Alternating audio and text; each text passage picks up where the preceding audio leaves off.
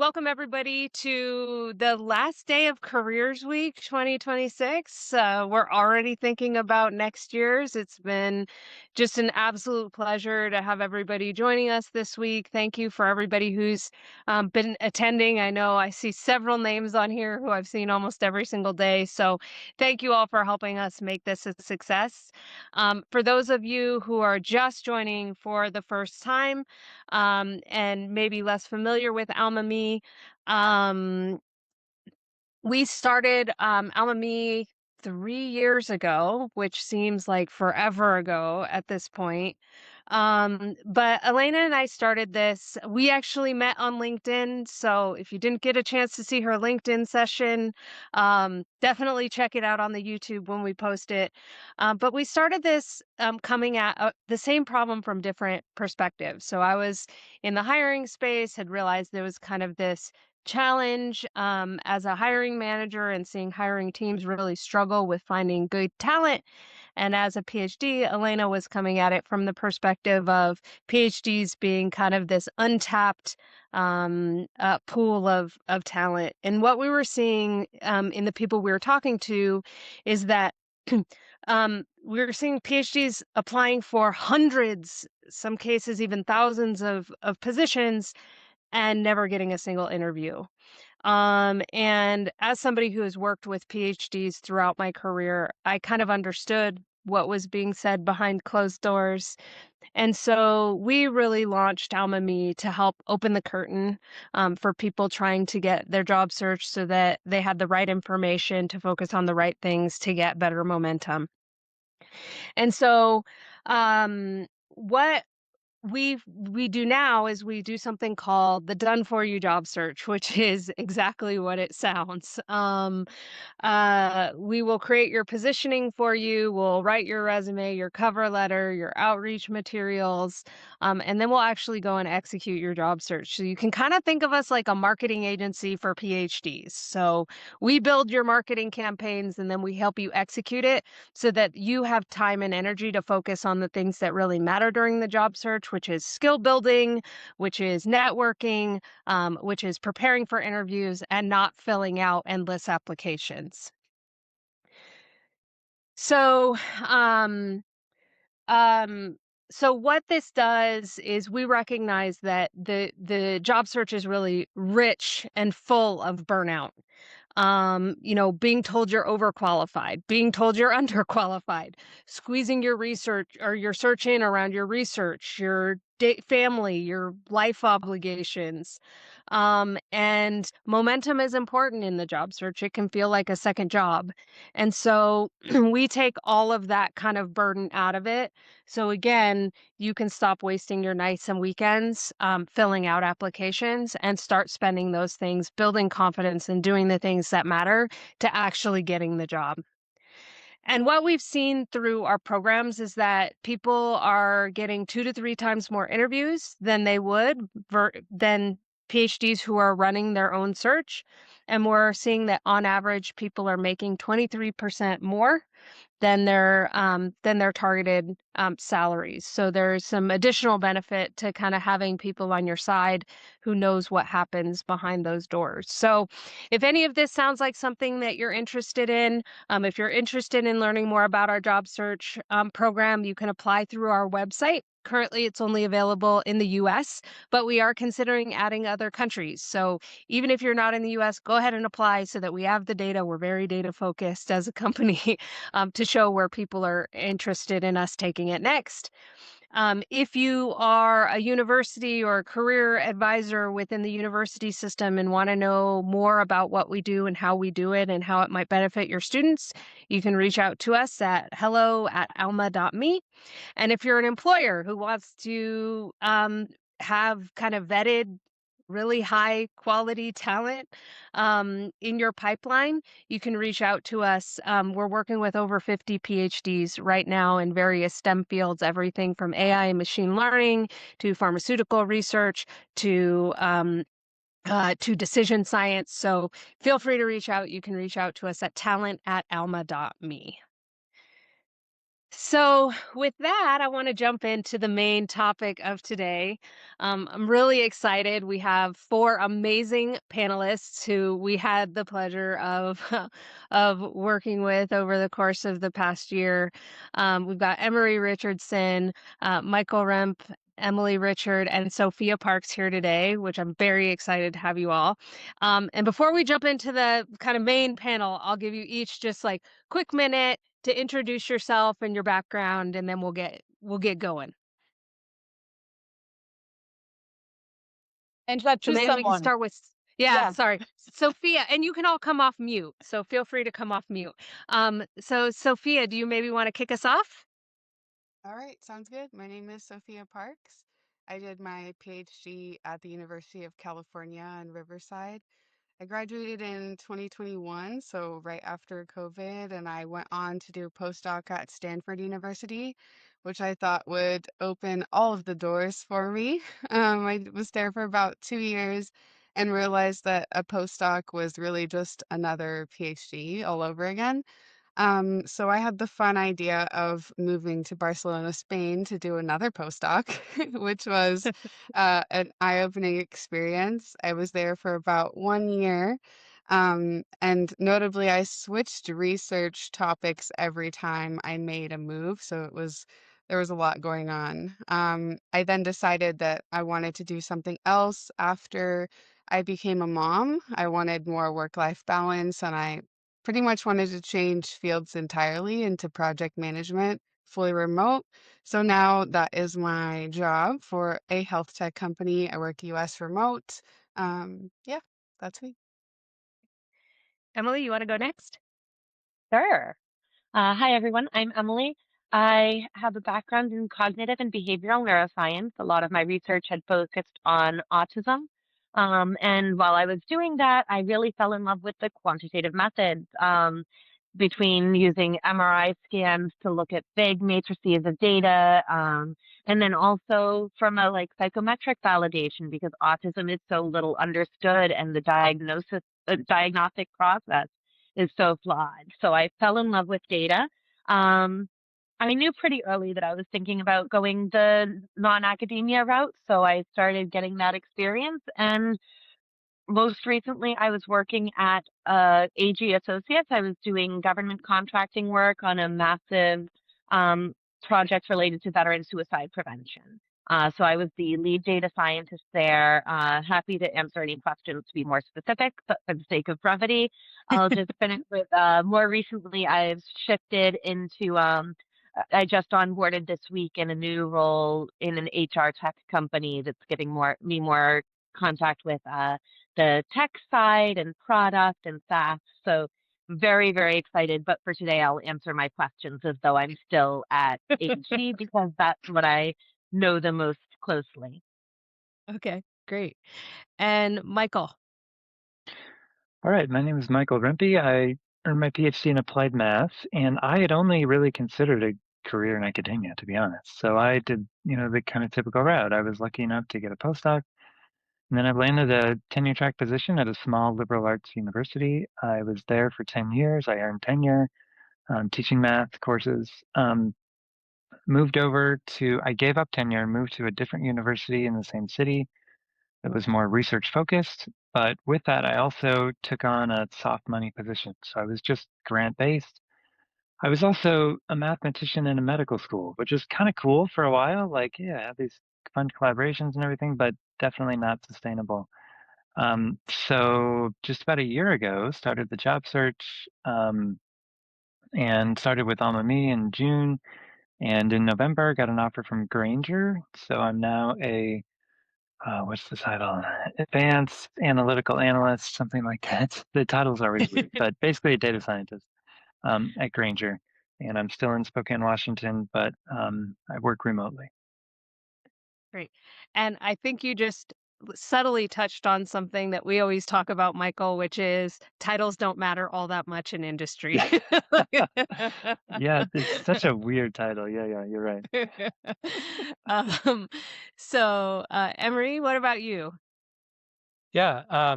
I did my PhD in cognitive science at Yale. I've finished in 2023. and then moved into a postdoc at the University of Michigan. And guess I would say that and so like my area was how people learn from each other, how they collaborate, so testimony and time trade-offs. Um, and I guess I would say that I had been sort of into academia, but also sort of on the fence just because I started a little bit later. And I ended up, after doing 1 year of a postdoc, just deciding to sort of jump ship and make life easier for us by trying to get an industry job. But this was happening right around the time also that seemed like, as I'm applying for data science jobs, that the data science market is not great, still recovering from overhiring or something like that, I guess. And spent a year applying pretty intensely. Like I feel like I'd sent out quite a few job applications. 400, I think, was my count, something around there. And I had these very mixed results of sometimes I would get through when I had a referral, but otherwise I would just get radio silence and thought that there's something that I don't know about the way applications work. And so saw alumni and thought that might be for me. And then just had a total sea change, just black and white, like we worked through my resume and cover letter and kind of the way that I was applying, but also confidence in the idea that, oh, I could apply to these data science roles, and I started getting interviews right away. Um, yeah, so that was I'm now a senior decision scientist at PayPal, which is probably actually a good description. Like it feels like it's not quite data science in kind of the way that I thought, but it's also a broader role in some ways that are good and some ways that are just unexpected. Um, but yeah, I'm enjoying it so far. I love that.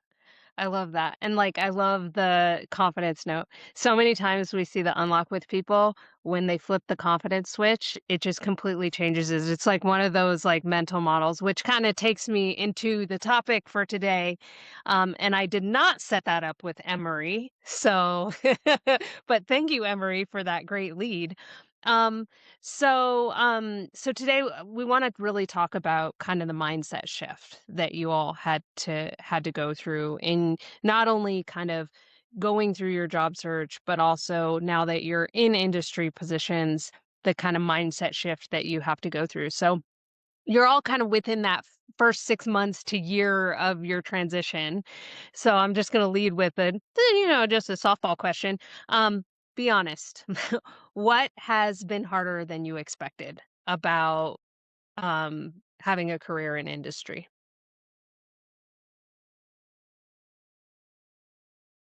I can hop Feel in. free to just pipe in. Yeah. We're going to Um, keep it uh, casual, so just pipe in. yeah, I'll twist your question around a little. I'll say that what's surprised me is that it's actually easier than I was anticipating. I thought the transition from academia into industry would be like changing worlds, right? I thought I've been a student my whole life, which comes back to what Elena was saying earlier about the student title. I've never been in this sort of role, and I thought it was going to be a complete change. And to my surprise, you can still find people who want to nerd out. You can still find roles where you're passionate about the work you're doing. You can still be fulfilled by your mission. So I think instead of encouraging people to be afraid, I want to do the opposite. I want to encourage you to recognize that you can bring the same strengths to the table and still thrive. Okay, I think I'll jump in because I have a different experience, which is maybe helpful. It has been much harder than I expected, actually. So while Grainger is a great company, I'm really happy to be there. I felt like I knew nothing, to be honest. Like I felt like all that I know a lot about computational neuroscience. I know a lot about differential equations. I know a lot about numerical methods. All that stuff, none of that stuff mattered. It felt like I have gotten to the point where it's like, okay, now I actually do kind of know what I'm doing. I have a clear project with a statistical approach that I thought of. I can implement that. I can run the code, write the code. Great. But there were just so many tools and just so many like processes that were internal that everyone just seemed to kind of know, and so many like acronyms and everything. So it was hard. It's been very hard, but I'm still here and I'm still going and it's getting much better. And I feel like, okay, every day or every week, every month, okay, I know what that means now. And okay, I'm kind of tracking with what they're saying. So it does improve. So even if it doesn't feel like it right away, it can definitely get better. Yeah, I would just maybe echo the same thing, I guess, if I just to jump on that. I think what has been hard is not what I expected to be hard. I expected coming out of psychology, cognitive science, and thinking, "Oh, we had this methods training and I was good at it, I guess, but I don't know that my field as a whole is great at it." And so I expect that probably in industry people will be, they'll be doing these complex things every day. And the role hasn't really been about that. And what it has been about has been a bigger challenge. It's been the the the um call it, I mean, something about business. There's communication, there's documentation, there's uh, jargon and sort of framing things in a way, like framing your successes. Whereas in academia, we're focused on, if you go have a meeting with your advisor, well, here are the problems I'm working on, and you kind of need to sell yourself in business more. Um, and a lot of that has been a challenge. Maybe as just an example, I would say communication. In academia, you have your email and you have a small circle of people that you communicate with regularly. And maybe in your lab you have Slack or something, right? In at PayPal, we have Teams, we have email, we have Slack. Everyone uses a different kind of one, and then you have Jira. Um, so there's lots of open communication channels, and there's lots of asks every day, and you still have a lot of the same problems that I felt like I encountered in academia, but less control over them. There's no documentation for billion row tables with 1,000 columns each in them. There's all kinds of other things where people are trying to make things move forward by communication, and you're good at that, but it's just a bigger game essentially. So that's, I think, been the big challenge for me, is like getting things moving forward while dealing with sort of it's almost like a cultural lost in translation issue. Yeah, one of the things I Emily, often tell people go ahead, Sophia. Go ahead, Sophia, and then I'll go. I was going to touch on the communication thing because as a project manager, I'm responsible for keeping that kind of stuff on track. And I have about 90 projects that I'm managing at once right now. And I have to communicate with a ridiculous amount of people per day. And a lot of people I need things from. I need, different files or different communication from these people before I can move things along and being able to communicate that nicely to the stakeholder or the client instead of saying, I have no idea where we're at with this because I can't get a hold of the people that I need. So yeah, just the difference is relying on others to get things moving, whereas in academia, I would do my own experiments, and if I was doing them, they were progressing. In industry, it's like I need to communicate with a bunch of different people to get one answer. So yeah. So there seems to be kind of this theme of kind of communication and learning that's kind of going on. Like, how would you say, like, what skills do you think have been most important for all of you in coming up to speed in that environment?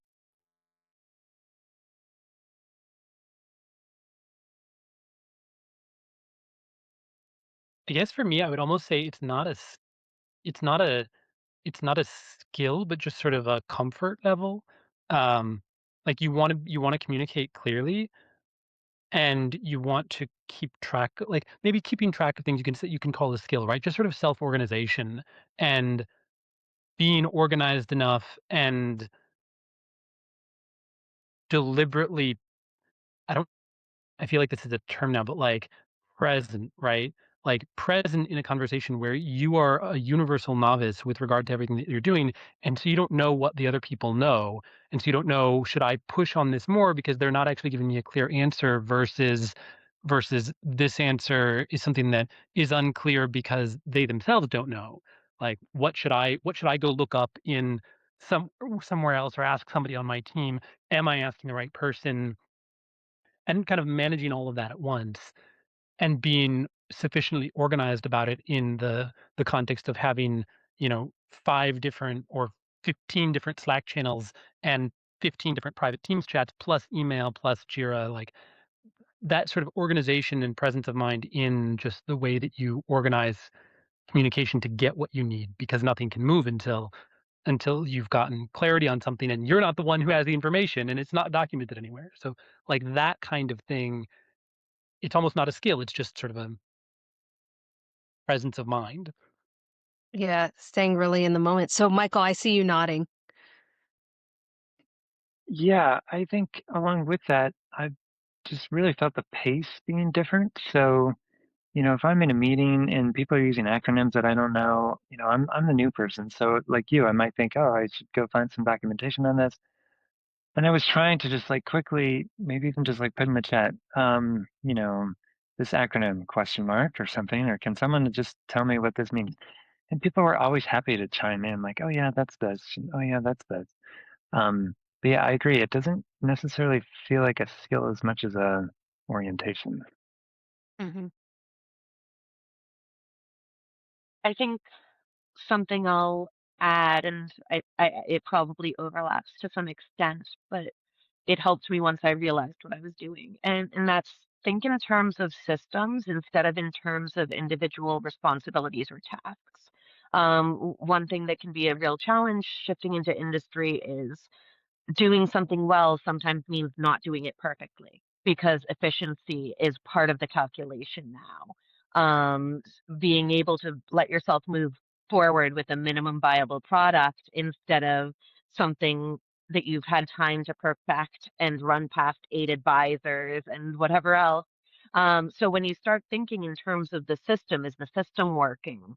Those sorts of shifts don't feel distressing anymore. It doesn't feel like you're doing things imperfectly anymore because you're thinking, am I getting things to keep moving efficiently? Am I getting things to keep making that progress? Is everything fitting together? Is my role moving at the pace that this other role needs to meet me to move at?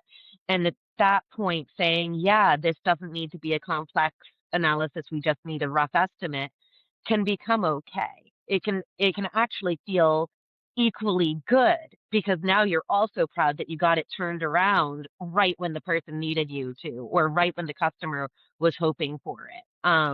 So that sort of shift in thinking, it can reduce stress a lot and make the ambiguity, because so much of it is just ambiguity, learning to cope with ambiguity. That ambiguity becomes okay if you think of it as a factor of the system instead of a barrier that you're trying to overcome. Yeah. So just kind of that like acceptance almost of like this is just it is what it is. So what would you all say a typical week looks like now versus a typical week when you were in the academic environment? Way more meetings. I don't know about you guys, but I have so many meetings. Yeah, for sure. It's Meetings, it's hard to get time to do what feels like the actual work, and part of the orientation, right, is the, "Oh, we need to move something forward," but if we've got I'm in 3 different meetings in the morning and 2 or 3 different meetings in the afternoon, and I've said I'm gonna do this thing that will actually require some thought. Now it's like it's been a week, and I actually haven't really had any time to do this thing. But it's sort of from the outside perspective, then how do you communicate about, "Okay, well, I said this would probably take a week, but I meant a week of, like, working on it, and I had maybe, like, 3 hours to work on it this week total, and they were in 20-minute chunks." So, it's I would interesting say 'cause oh, go ahead, Sophia. I would say for me personally, the shift has been really beneficial. I used to, worry about what experiments I had coming up on the weekends, maybe the night before, all of that kind of stuff. Now I don't know, log in and I know there's going to be a million things happening, but I'm not worried about them before they happen. There's this level of predictability that where there's only maybe 10 different things that could go wrong instead of like I'm trying to develop something that nobody has ever developed before, a million things could go wrong. If that makes sense, if that resonates with you, like I don't have anxiety about what might happen in my workday. I kind of it's more predictable, so I just handle it as it comes. I'd say a big shift has been timeline. Um, it used to be that I expected a week if something was if I needed to turn something in a week was a reasonable, like, I never asked someone to give me something with less than a week's notice. And depending on their level, I might give them a month or 2 months notice, right? Um, Even in terms of like asking for letters of recommendation, like you try to give 3 months notice if you need something like that from a professor. Now I can get a request and I've got till the end of day to do it, or where we find a proposal we want to pursue and we find out about it on Thursday at 4:30 p.m. and our first draft is due by Monday and we've got to come up with 40 pages. Like it's a very different turnaround time and very different expectations. But realize it doesn't take long to realize that, that doesn't break everything because the expectation of what you're turning in is also different. Yeah.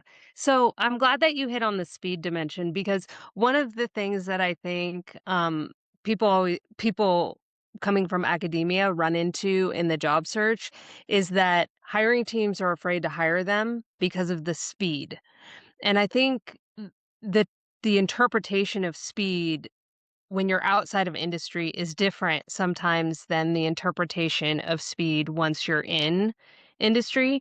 So, what have you all experienced in terms of the pace of work? Like, how is the pace of work different? Or like when you were thinking about speed before you got hired to what you now know speed looks like, how how does your perspective change? I think I've had the chance to see that it depends on the environment. Because we worked with, uh, I think we had 8 different partner organizations. This was a massive contract that we were doing. And I knew one partner organization was going to take a long time to perseverate on the problem and decide how to approach it. And then another would expect a decision to be made by the end of a meeting where we were first closing it. So I think the most interesting thing has been learning how to adjust to who you're working with, and be able to do that different pacing depending on what's called for by the task. How have others experienced this? It's kind of hard to put in a nutshell, but um I think the task dependency is probably right. And while I think the characterization of academia is as being sort of slow and having those month long, you need to give people advance notice is also right. The like in my experience so far, and this is 6 months, and this is I'm new, and so I think the when you're new, everything is going to take longer, right? There's there's almost the urgency is there's a lot of urgency, and sometimes I'm realizing, no, this is actually fake. Like this is aspirational. This is they're saying let's do this by tomorrow, and I'm like, that's just not possible by tomorrow. Like it's not going to happen. And the question is this a thing where you pretend like it's going to happen, or is it a thing where you say in advance, well, actually, it's going to take 3 days instead of 1 day, or this is going to be multiple weeks instead of, or like a week or something. I don't know. Like what how do you frame speed to the people you're working with?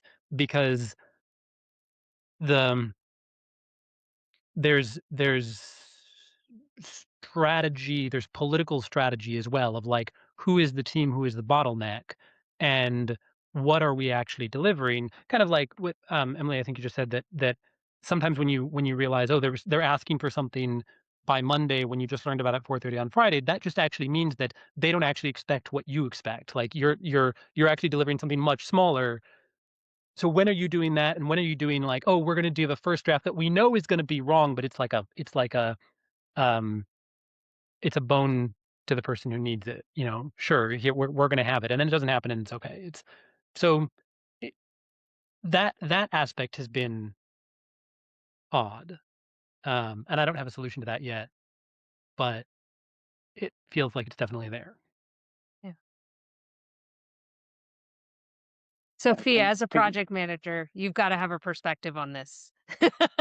I have to I imagine mean, that you do. I feel like the only time I am starting to pressure people is when a client is going to escalate. Like if normally it comes from sales. Sales has promised something that we cannot deliver on a certain timeline. It's always from sales.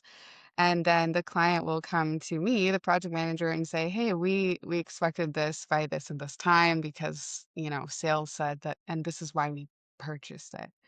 So this is like a communication issue, right? That normally I try to handle on my own, but if it starts to escalate, then yeah, I would ask, my higher ups to help me with that. The timelines and the stress about it, I feel like only ever comes from the clients or the stakeholders because they're the ones paying the money, which is different. In academia, you have maybe your committee or maybe you have, a grant deadline or some type of deadline like that. But here we have people are paying money for this, which is a huge reason why I didn't want to move to industry in the first place, like having everything be for profit. But there's so many issues with academia that I accepted the for profit situation. But yeah, I'm getting questions in the chat. Should I respond to those or I'm like You can, or overwhelmed? we can do, yeah. So we can focus on the panel if we have time. We'll answer questions at the end. So Michael, what are your thoughts on all this? What are your thoughts on the speed dimension? Yeah, speed has definitely been a challenge. I think another added challenge with that for me, which I think Emery kind of touched on, as a new person, I've never done these projects before, so I don't really know how long it's going to take. So even if someone says to me, well, just give me a timeline, which sounds helpful, but I haven't done it before. And so I think it's like 4 steps, and really there were 6 other steps I didn't even realize would come up partway through or something. So I think part of it is you just kind of have to work at it for a while. And I'm hoping that a year from now, I'll have a better estimate of like, oh, okay, here's a project coming my way. I've done something similar. It took about this long before. Now I can say it'll take, roughly a week or something. But I feel like that just takes time to kind of get to that point. Yeah. So, and I don't know if I'm getting this right, but because I'm not a PhD myself, so I've not been through the PhD program. I think I've shared with all of the folks on this call that writing is my kryptonite. And so as soon as I saw what that was, I was like, there's no way that I can do this. But one of the questions I have for you, because academics, I feel like when you're in your PhD program, you're kind of expected to jump in and just do and know everything, right? And I know that the onboarding process in industry tends to be different. So, what has surprised you or what has been different than you expected about kind of the onboarding and learning curve? I don't want to be the one to jump. Oh, go ahead, Emily. No, go ahead, please. I feel like I'm always jumping in first here, but this is one where it feels like it's a big difference. I would say it's almost the opposite, that in the PhD, it's a learning process. You are doing something that everyone knows no one has ever done before. And especially as you first start your PhD, when you would be getting onboarding, there's kind of a ramp up to like what is the project you're running? And I imagine this is probably also PhD specific and maybe program and even advisor specific. Like some advisors might want to just put you on a project right away, and you're sort of getting your onboarding via apprenticeship through a project that's already running. But at PayPal, there was the the team that I'm on is relatively new. It's been formed in the last year or so from a bunch of other teams, and they've been um, uh, they haven't had enough bandwidth to do the things that they're supposed to be doing, and because they're new, lots of other external teams don't know that they exist. But they like everything kind of has to go through them. I mean, we do risk and fraud, right? Um, and so there was an initial 5 to 6 week onboarding process where there was sort of a general overview, but there's also the challenge of, okay, well, you've got that general overview of strategies, but where does all the data live? And like what is in these giant tables? That's got the same documentation issues that I think that basically every company has. And while the team themselves, like they're sort of aware that, oh, you're new, that's hard to keep in mind in specific situations, I think, for your coworkers who have been there for a while. There's the curse of knowledge where they know and they just don't go, "Oh, yeah, like he wouldn't actually know this yet." And so you're constantly needing to reach out to say, okay, well, how do I do this? But the allowance for that is not being made in advance. There's no like, okay, well, and it depends on person, but like, I'm going to sit down and show you how to do this. So then you'll know that in the future. It's kind of like a more like figure it out. Um, so this is why that communication part is a challenge, because it's like, what can I figure out? What's their expectations about what I can figure out versus what I should already know? And if it's something that I can figure out, presumably that's through something that's documented somewhere. And if it's not, who do I ask? And if I do ask someone, am I even asking the right person? And if this is the right person, do they not know because this is new to them or hard for them, or there's not actually consistent structure here? So those sorts of onboarding is, I think, a thing that will vary a lot by company and can be just a like sink or swim, either because of the nature of the team or because of the nature of the work. Like, Mhm. teaching is hard, right? And, you know, even if the work is something that could be taught, you have to have a good teacher to get good onboarding. Um, and people aren't naturally excellent at teaching. So the onboarding has been weird, but I would say that it's been more of a like expectations are that you're fulfilling the role right away as compared to the PhD where you're sort of doing something that's never been done. And so you are just learning it. Mm. And I would say, like what you're describing as onboarding is pretty common across industry in terms of, when you um, onboarding is something that all companies are always trying to improve. Is like, how do we improve onboarding? How do we improve knowledge transfer? How do we get away from tribal knowledge and all of that stuff? So it's pretty common across companies. But what have you experienced, Michael? Kind of what is your has been your experience of Yeah, very similar to I'm glad you put it that way, Emery. I feel like um yeah, teaching is limited and documentation is maybe also limited. And like you just said, Angela, it's an evolving process. So even since I've been hired, I've seen people, adding some text to onboarding documents like, oh, next time we should tell them this. And so it's this evolving process. And it does kind of feel like, oh, I don't want to bug this person to like ask them the 15th time this week, like something that I don't know if I'm just supposed to know, but when I do reach out, every time people have been like, oh yeah, it's no problem. But, they just maybe don't have that thought of like, oh yeah, Michael's not going to know this because he's just starting. Um, and so it does feel like it takes maybe a bit of effort on my part, which is, like you said, very different than academia. Everybody knows if you're a first or second year graduate student, of course you don't know anything. Like that's just how it goes. And of course you're going to have your own project and it's going to take time and blah, blah, blah. But it's different in industry because things need to be done quickly. So yeah. you kind of have to be maintaining that balance. And what would you say because, and I know I've talked with you, all about this at some point, about the allowance for error. Because there's kind of this trade-off that we know happens, right? So academia teaches you to question everything before you start. Academia rewards depth, it rewards thoroughness, it rewards rigor. Um, but in industry, we often reward speed and good enough. And I think Emery might have touched on this just a little bit. In industry, we need you to kind of just move, right? And so, what has your experience of that been?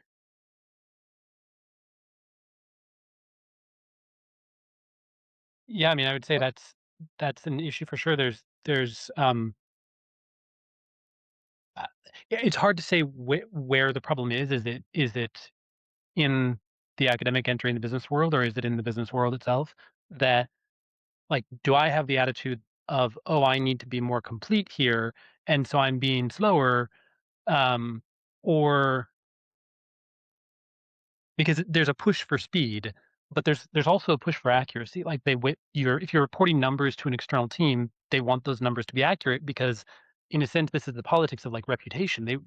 Your team wants them to come to this team. You want them to come to you, so you have to show confidence that your numbers are right, even if as an academic you're like, well, look, I put this together based on like poorly documented process, and my best judgment about like how these SQL tables fit together, and what the proper metric is, and what the even just in a single column, like what do these codes mean? What's the difference between the D and the F?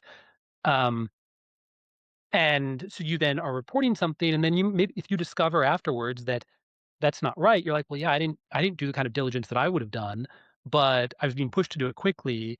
And so how do we relate to errors? Well, it's not clear yet, I guess. Like, um, yeah, that's something that's still very tricky for me to figure out, is like trying to be quick, but also accurate, and understanding like what other people mean by, oh, it's you make mistakes when you're learning. Like they say, oh, sure, we understand that, but you still need to report the thing. And when does it matter versus when does it not is sort of a judgment call that, of course, as a new person, you don't really have the experience yet to make. Um, Mhm. So how has all of your definitions then of doing good work changed since you've been on the industry side?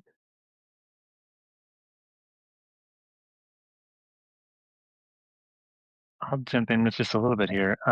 Yeah, speed is definitely more important than it used to be. I'll give you a little example. I was doing a little statistical analysis, and I was just sort of getting into it. All right, I'm going to do this test, and then if that gives me a significant result, then I need to do the post hocs. And then doing the post hocs, I need to adjust for multiple tests. And I was like, wait a second, no one cares about that. Like, I definitely had to do that in academia all the time. Every reviewer would ask for that, and they'd probably ask for more. And then I realized, like, no one's going to care here. So, like, okay, how can I simplify? That'll make it faster, easier to communicate. Still good, I think. Like, I definitely don't want to like do shoddy work or something, but it doesn't need to be as in depth. There's no reviewer that's going to come to me, that second reviewer, third reviewer, or whatever, and say, you didn't do enough statistical tests, or you did the wrong statistical tests. You need to do this and report this number. No one's going to do that. They just want to know the upshot. Yeah. And a lot of times that's because we have other information that we're feeding into whatever we're doing too. So it's like it's not just the pure statistics that have to prop it up. There's lots of things that prop that decision versus just the statistics versus just that mathematical result, which is, I think, different and sometimes shocking for PhDs when they come to the industry side because we're also using qualitative judgment to say, like, is this the right direction? Is this we rely on face validity, to say, like, Yeah. is this doable, right? Does this make sense? So Is this doable? Exactly. I'll just chime one more comment and let someone else speak. But I did this statistical analysis, and I was like, great, here's a solution. This is what we need to do. And then it's like, well, how much is that going to cost? Like, and is that cost worth it? Like, if we make all these changes, are we just better off? And I was like, oh, I didn't even think in that direction. But that is obviously important. It's not just, I did this analysis, here's what I got, here's what we should do. A lot more things involved. yeah, yeah. But I think also that can take some of the pressure off too. Because like your input is not the sole decision making criteria. There's a lot of things that go into it. And so it's if this is one data point, if they decide to not go forward with it, your whole reputation isn't ruined. You know, it doesn't shift your career if they don't go with Yeah. a recommendation. Yeah. Yeah. So, Sophia and Emily, what about the two of you?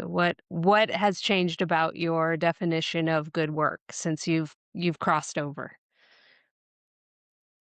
So something that I've had the opportunity to do in my role at AG was build up their data science community of practice.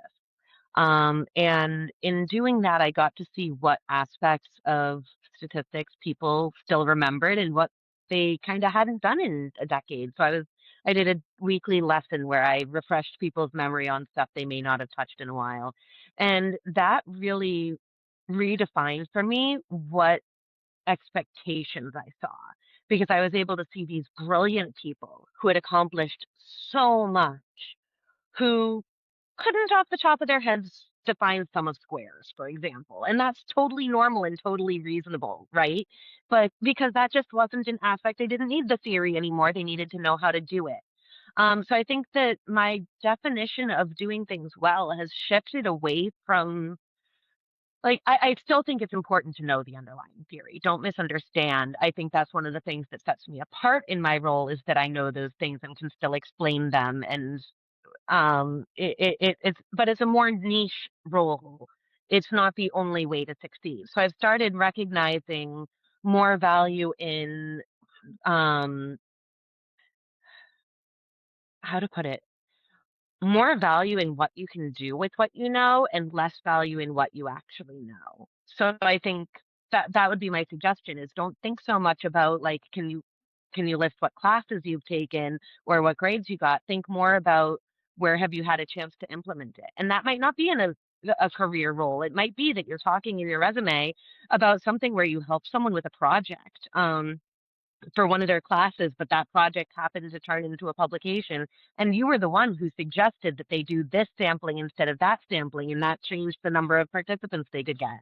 That is an impact.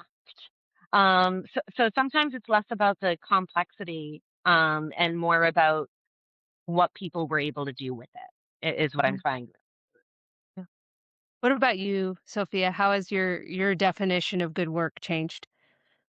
Mine has changed. It's so easy now. I have a little green, yellow, and red tracker. So if it's how many of the projects are on schedule, how many are off schedule, and there's key metrics. So this is something that obviously wouldn't really exist in academia, but for me, it's nice to see, at the beginning of the week versus the end of the week, how many projects was I able to move to green. And even though that's not always up to me, it reminds me that everything is moving in the right direction, or maybe some weeks everything is moving in the wrong direction. So the measurement is a lot more visible, and it's not just objective. Like, do I feel like I did enough experiments this week? It's like, did I communicate with everybody I needed to? Did I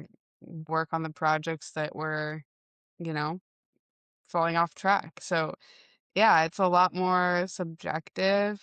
It's not just up to how everybody is feeling that week, which is something that used to drive me nuts in academia.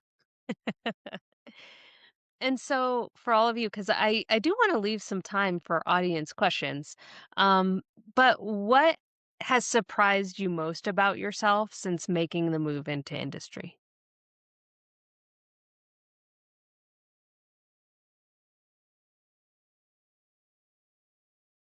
Can I add something in a positive way? What was a, I like what that. was a positive surprise? We talked a lot about, challenges. I want to hear something positive. So we leave these people with something to be excited about. For me, it's actually how much brain capacity I've left over for other things in my life. So I used to have to use all of my creativity, all of my effort, right? All of my like intellectual capability to do my postdoc, to do my research. And now, yeah, there's a lot going on and everything is fast paced, but it's more predictable. So I'm left with creativity for other things, which I haven't yet used all the way. I'm still trying to figure out what I'm going to do with that. But I'm also recovering from, like, I don't know, creativity burnout from so long in academia. So I can see that side like coming back for me, and that is invaluable for now and my future, I feel like. Mhm. I agree. I feel like I have a lot more kind of energy for things outside of work. Like I'm doing more volunteering now and like kind of enjoying that, which I kind of wanted to do before, but just never had the sort of bandwidth for it.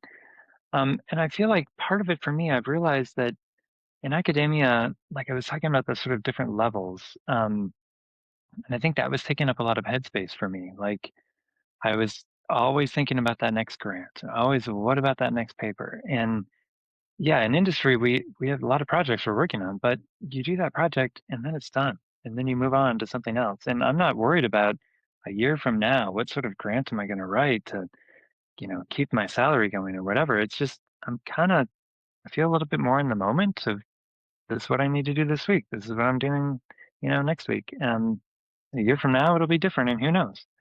But having that kind of longer term stress taken off has been a big difference. So, Emery, you just had a reaction to that. Yeah. No, I would say the same thing. I think that academia comes with a lot of uncertainty. You're essentially an entrepreneur. You're responsible for the advancement of your work. Uh, and if you have a tenure track job, then you're set there. You're tenure there. Although, I don't know if that's changing, right? But I think for me the positive about industry is that there's still interesting work and I think there's a lot of ways to find interesting work. So like I like the analytics, um, but you're doing it for salary and you're gaining a set of skills that transfer into sort of like a more stable job pool essentially. It's like, oh, I'm still learning skills here. I'm learning a different kind of work management, time management, collaboration management that are going to be really useful, but also will allow me to work in a context other than just, oh, I have an academic job and I'm coming up with all kinds of cool ideas and getting to pursue them, but I have to do that nonstop in order to and get in my case um I was not already tenured, so like, get into a tenure track job that you have you have organizations that you can work for and problems that you can solve where those problems are more common. Like you can you're not going to be stuck at one company. You're not going to be stuck doing one thing. You're developing a bunch of skills that you can use in a bunch of ways, um, and learning about the kinds of problems that are just sort of a more mass market thing. Um, and yeah, and you have your evenings and weekends off in a way that you don't necessarily in academia. Even if you have less flexibility, you sort of have that routine. Yeah. What about you, Emily? What's kind of one thing that has surprised you in a positive way about yourself since making the move? Honestly, lack of imposter syndrome. I had so much more imposter syndrome in academia. I think because there were so many possibilities, there were so many routes you could go, and there was never a clear stop point on what you could be trying to get done. You could always aim for one more publication. You could always aim for one more conference, one more collaboration, one more class to teach, one more whatever. Um, and now I feel like I won't ignore that now that I'm transitioning into a new role that's further outside my comfort zone because my last role was very, it was a form of research, so it was very familiar. So there's a little bit of imposter syndrome bubbling up now, but now it's not really imposter syndrome. It's more okay, new learning curve. But I've figured out that no matter what environment I end up in, there are things I know that the people around me don't. And that doesn't change that there are things that the people around me know that I don't. But there's no reason I can't catch up on that and learn that. And in the meantime, I can bring value just by sharing. If there's one thing I know that they don't, if I have one comment that I can add, one bit of insight to bring to a meeting or a decision making process, I've added something. And sometimes the people who talk most are not the people that you value most on the team because I mean that's a different. Are they filtering what they say to share the high value things and not jump in on the things where they don't really know, right? So I don't feel that sense of being unprepared the way that I thought I would. And I haven't finished my PhD yet. I'm working on my dissertation now. So, for context for you, you can go into industry and not feel like you're 10, 20 years behind because you're still a student even if you haven't finished the PhD. You can keep working on those things and still bring value to each project. Yeah. So, a quick just 30 seconds. if there's one bit of insight that each of you, and we'll start with Emily, that each of you can give to the crowd that you want them to take away and, you know, have work for them, right? What's that one bit of insight that you would give them? 30 seconds. So, Emily, you want to go first? Be flexible in your expectations. My experience won't match Michael's, won't match Emery's, won't match Sophia's. Their experiences won't match mine, and your experiences won't directly match ours. The goal is to be able to adjust and to recognize that everything's okay if it's not what you expected, that it's just a learning curve, and 6 months from now you'll feel better, and the year from now you'll feel even better, and it'll just keep getting easier as you go. But it's okay to be lost at first. It's okay to go through that uncertainty. Hmm. Okay. Sophia? I would say be persistent in finding a role that matches how you want your future to look. Even though you've invested all of this time in your academic career and your PhD, creating something else, you can always pivot and find something that aligns better with who you are now because you might have changed during the course of your PhD or your life in general. Okay. Emery? I'm trying to think of what the one takeaway is. Um, like maybe I would just say like it'll be seconding what other people have said, but saying it'll be okay and it'll be fun. There'll be things that you'll learn and you'll adjust. Um, and there will be trade-offs that I think everyone is aware of. Um, but um, yeah, I guess I would say take the switch as a learning experience where you are looking for the the positives that won't be hard to find. Like there'll be a ton of positives, and it's going to vary a lot. But um, yeah, I know that's super Yeah, insightful, but I think that's my yeah. sense of it. Like, It's totally fine. Michael, what about you? 30 seconds of insight. Yeah, very much like everybody else has been saying. I would say be curious. I had very strong kind of views of what corporate world was like, what corporations were like, and those might not have been helpful. So just step into it being curious, like, oh, this might be better than I thought. Also with the job search process, it can feel like it's maybe taking longer than you expected, and then it can change quickly. And so just sort of be open and curious about what can happen. I love that. I love that. Curiosity is one of PhD's superpowers, and it can get you very, very far because it is a highly prized trait in industry environments. Um, so we've got some questions for the crowd. We've got about 10 minutes left, and I want to get to just a few questions. So we won't have everybody answer every question, but um, if you feel like you're uniquely suited to answer the question, just feel free to take yourself off mute and answer. Um, so we have a question here. How is it that in industry timelines are so tight and everything moves at such a fast pace as everyone describes, and yet work-life balance is supposed to be better? How did these things coexist? I think I addressed this in the chat as well, so I'll say it really quickly.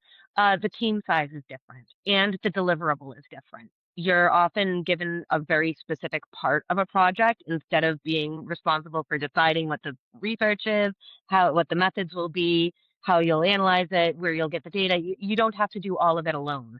So instead of that, you're on a team of maybe 6 people, maybe 12 people, maybe 30 people, depending on the project, and each of you is doing a part. So each of you needs to be quick so that when things come together, you can all move on to the next step together. It's not all on you or all on you plus three or whatever.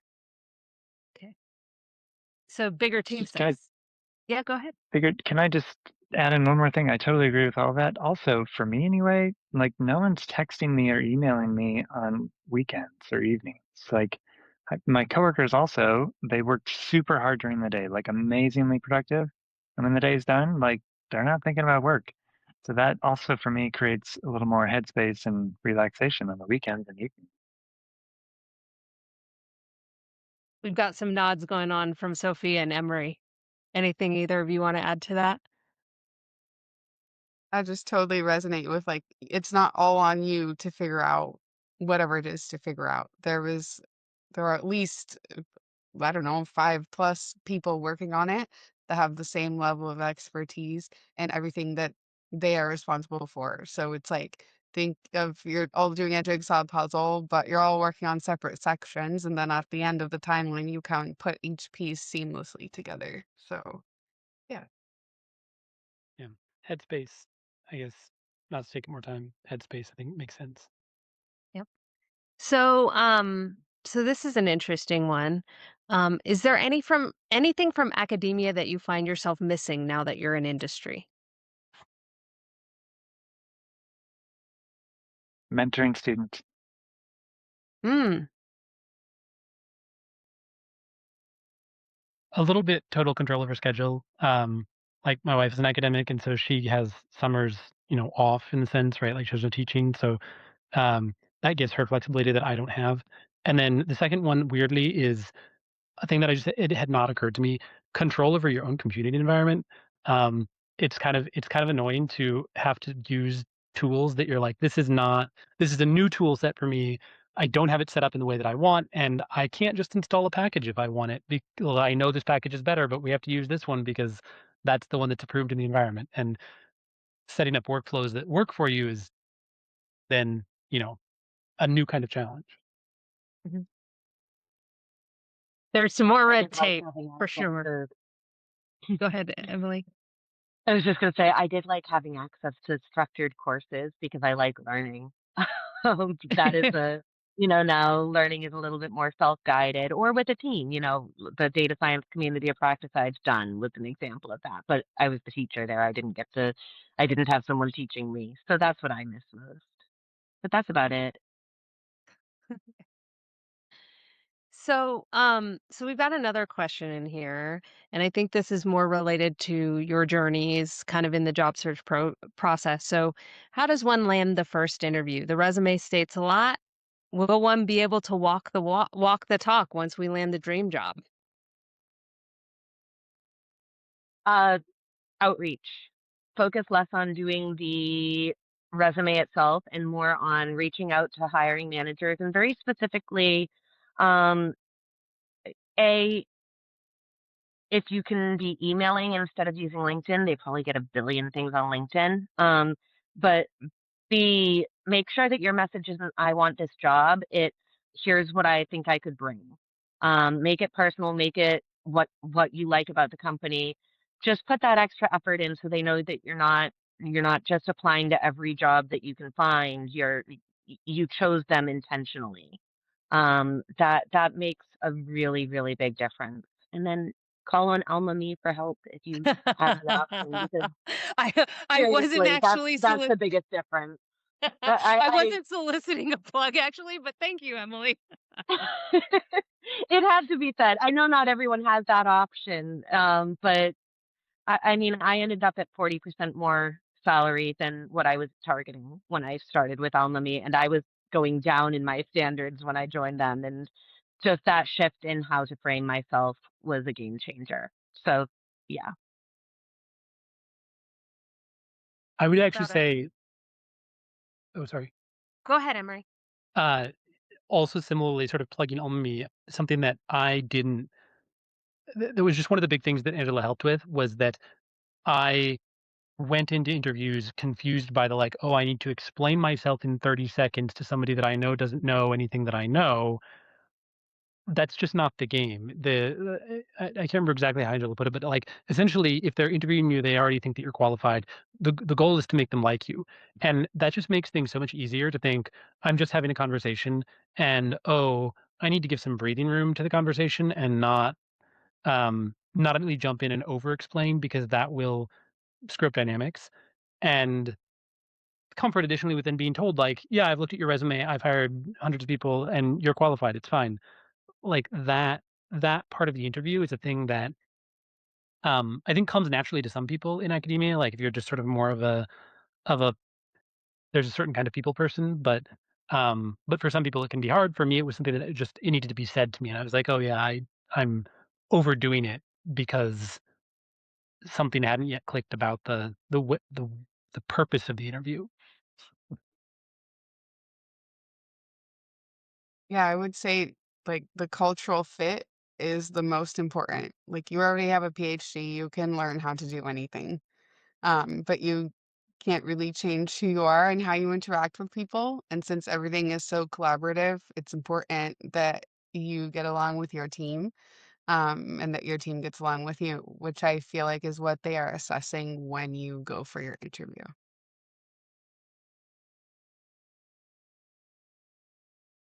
And I think Yeah, that's culture is hard bigger for than a lot skills. of academics who have been going through the process of up-leveling their skills for so long, only to find out that the key to getting a job is being able to interact with people.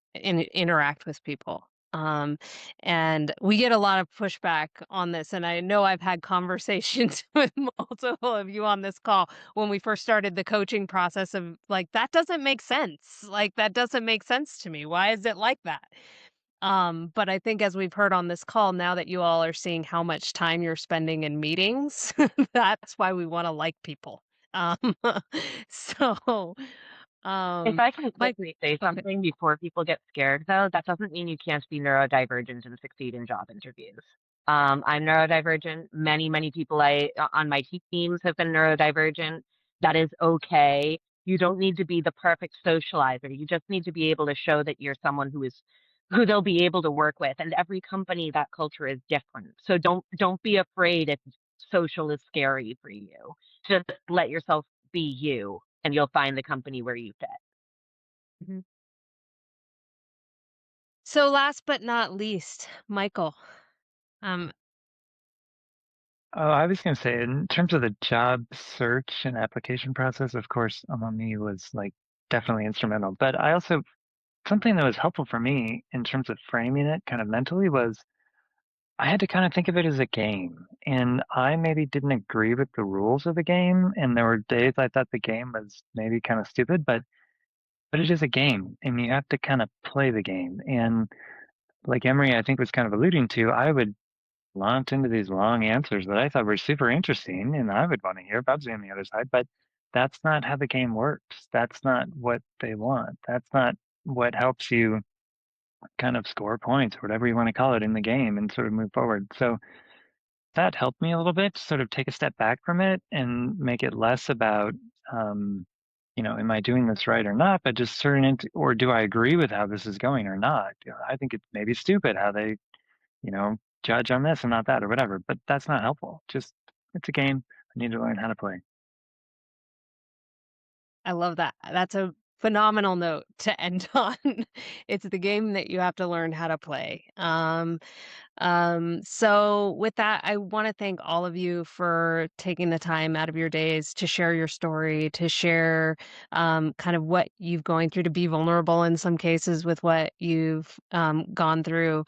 I really appreciate it. You guys have brought an amazing number of insights to the table, and I think again helped us pull that curtain back a little bit about what is it really like on the other side. So thank you all. And with that, I will hand it over to Elena for our closing session.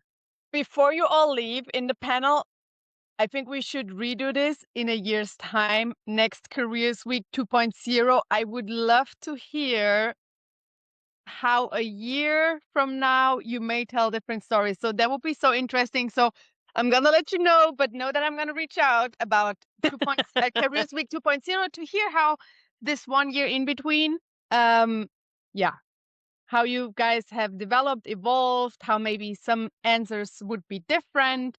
No, I really loved it. Thank you so much for sharing your experience. I think everyone in the audience learned so much about what it's like to make the move. I think we can recognize there are challenges, but I also think we can recognize there is a lot of benefit on making that move and staying open. And yeah, thank you so much for your time.